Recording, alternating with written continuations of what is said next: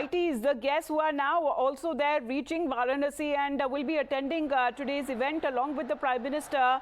And as far as the pictures that came in a short while back of Master Blaster Sachin Tendulkar, he has reached Varanasi along with the other 1983 World Cup winning squad who are also there at this point, will be standing with the Prime Minister on the same dais as he inaugurates this international cricket stadium in Varanasi, a gift to the people there of Varanasi. And of course, looking at those pictures that have been coming in, a rousing reception. Many of those people who have come in to welcome their Prime Minister, their parliamentarian, the person who has been representing Varanasi, and it's a very proud moment for them as well.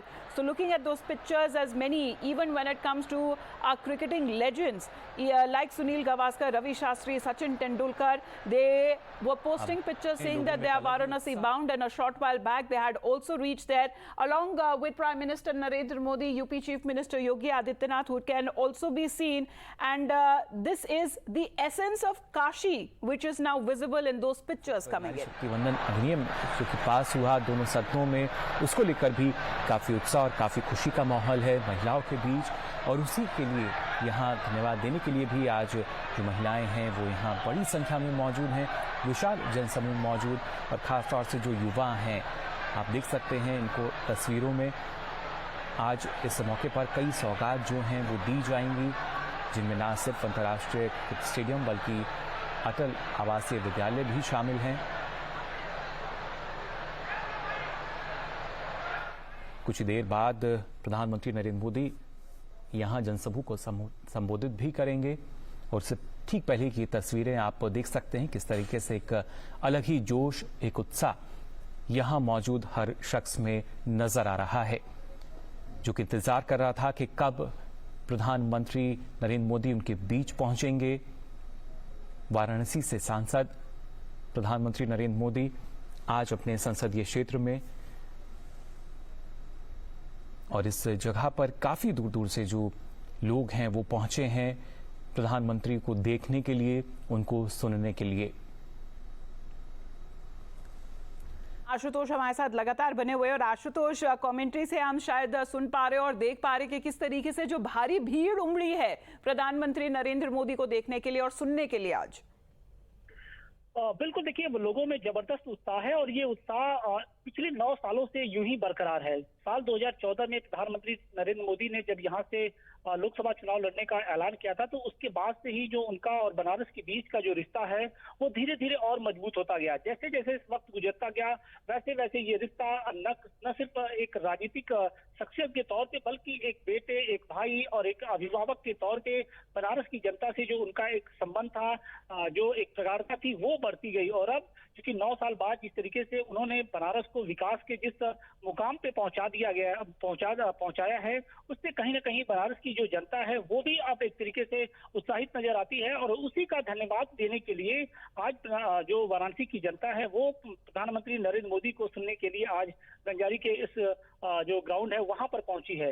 देखिए, बनारस में जिस तरीके से cricket stadium का सौगात मिलने जा रही है, उससे न सिर्फ वाराणसी बल्कि वाराणसी के आसपास के जितने भी जिले हैं, मसलन भदोही हो, जौनपुर हो, या फिर मऊ हो, गाजीपुर हो, बलिया हो, आजमगढ़ हो, मिर्जापुर हो, ऐसे बहुत सारी ऐसी प्रतिभाएं थी जो मतलब जिनको एक मंच नहीं मिल पाता था, और वो प्रतिभाएं कहीं ना कहीं गुम हो जाती थी। अगर हम इस वक्त भी क्रिकेट टीम की बात करें तो इस वक्त यशस्वी जायसवाल हो, या फिर शुभम दुबे हो, या फिर सूर्य कुमार यादव, जो कि खुद वाराणसी के बगल के जो जिले हैं गाजीपुर से आते हैं, तो आप ये समझिए कि कितना पोटेंशियल है। बावजूद इसके जब खिलाड़ियों को मंच नहीं मिल पाता था तो उनकी जो प्रतिभा थी वो कहीं ना कहीं गुम हो जाती थी।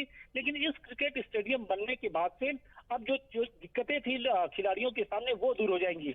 इसके पहले हम देखते थे कि वाराणसी की गिनती हॉकी के प्लेयरों के रूप में होती थी। हॉकी की एक नई पौध यहाँ पर लंबे समय से हमेशा सामने आती है, चाहे मोहम्मद साहिद हो, विवेक सिंह हो, या फिर राहुल सिंह हो, या फिर ललित उपाध्याय हो। अनेकों खिलाड़ी ऐसे रहे हैं जिन्होंने हॉकी की दुनिया में, हॉकी के क्षेत्र में अपना नाम रोशन किया।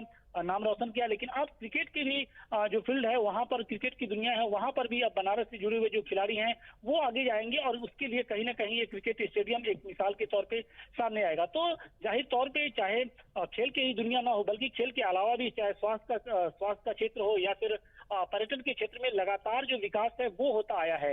इसके पहले हमने देखा था कि जब काशी विश्वनाथ कॉरिडोर का उद्घाटन किया था तो उसके बाद से पूरी बनारस की जो इकोनॉमी है, पूरे बनारस की जो तस्वीर है वो धीरे धीरे बदल गई, चाहे आध्यात्मिक तौर पे हो या फिर पर्यटन के क्षेत्र में जो विकास है वो लगातार होता आ रहा है। और आप ये समझिए कि पिछले एक साल के दौरान लगभग 7 करोड़ जो सैलानी थे, जो श्रद्धालु थे, वो बनारस पहुंचे और उन्होंने बनारस के मंदिरों का दर्शन किया। इसके अलावा जो घाटों पर घूमते नजर आए। तो आप ये समझिए कि सिर्फ मोदी की एक पहल की वजह से जो बनारस की तस्वीर है वो धीरे धीरे बदलती जा रही है और उसी कड़ी में एक नया अध्याय आज जुड़ रहा है।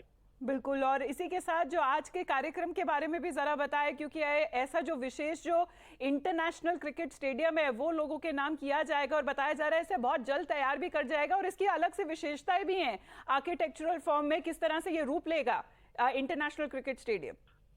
बिल्कुल, देखिए ये जो क्रिकेट स्टेडियम बनने जा रहा है वो सबसे बड़ी बात ये है कि बनने से पहले ही सुर्खियों में आ चुका है। आप ये समझिए कि क्रिकेट स्टेडियम बन रहा है और क्रिकेट के जो बड़े सितारे हैं वो इस वक्त महादेव की नगरी में खुद विराजमान हैं। महादेव की नगरी में इस शिलान्यास के मौके पर यहाँ पर मौजूद हैं। तो आप समझिए कि किस तरीके का दिव्य भव्य और नव्य ये क्रिकेट स्टेडियम बनने जा रहा है। अगर इस स्टेडियम की बात करें तो लगभग 30 एकड़ में ये स्टेडियम बनने जा रहा है और इसकी जो लागत होगी वो 450 करोड़ रुपए के आसपास बताई जा रही है, जिसमें से 330 करोड़ रुपए जो है वो बीसीसीआई की ओर से दिए गए हैं। और कहा यह जा रहा है कि 30 महीने ये क्रिकेट स्टेडियम बनके तैयार हो जाएगा और पूर्वांचल का ये पहला क्रिकेट स्टेडियम होगा। इसके पहले अगर उत्तर प्रदेश की बात करें तो उत्तर प्रदेश में कानपुर में ग्रीन पार्क स्टेडियम था और इसके अलावा लखनऊ में इकाना स्टेडियम था। देखिए, अगर स्टेडियम की बात करें, खेलों की दुनिया की बात करें तो खेलों के जरिए भी तो उत्तर प्रदेश में राजनीति चलती आई है। हम पिछले बार हमने देखा था कि कुछ दिन पहले ही कि जो समाजवादी पार्टी के सुप्रीमो हैं पूर्व मुख्यमंत्री अखिलेश यादव ने इकाना स्टेडियम बना के बहाने योगी आदित्यनाथ पर तंज किया था। उन्होंने कहा था कि महाराज जी आप भी कुछ ऐसा बनाकर दिखाइए ताकि लोगों के लिए एक नजीर साबित हो, एक मिसाल साबित हो। और कहीं ना कहीं बीजेपी ने उस चैलेंज को स्वीकारा और अब कहीं ना कहीं जो इकाना स्टेडियम है उससे बड़ा और दिव्य एक जो स्टेडियम है वो अब बनने जा रहा है। और कहीं ना बनारस की जो एक विकास है उसको भी इससे रफ्तार मिलेगी। अगर स्टेडियम बनता है तो उसके आसपास का जो इलाका है वो डेवलप होगा। इसके अलावा होटल्स बनेंगे, जो अन्य जो दुकानें हैं वो वहां पर बनेंगी। आप बने रहिए हमारे साथ आशुतोष।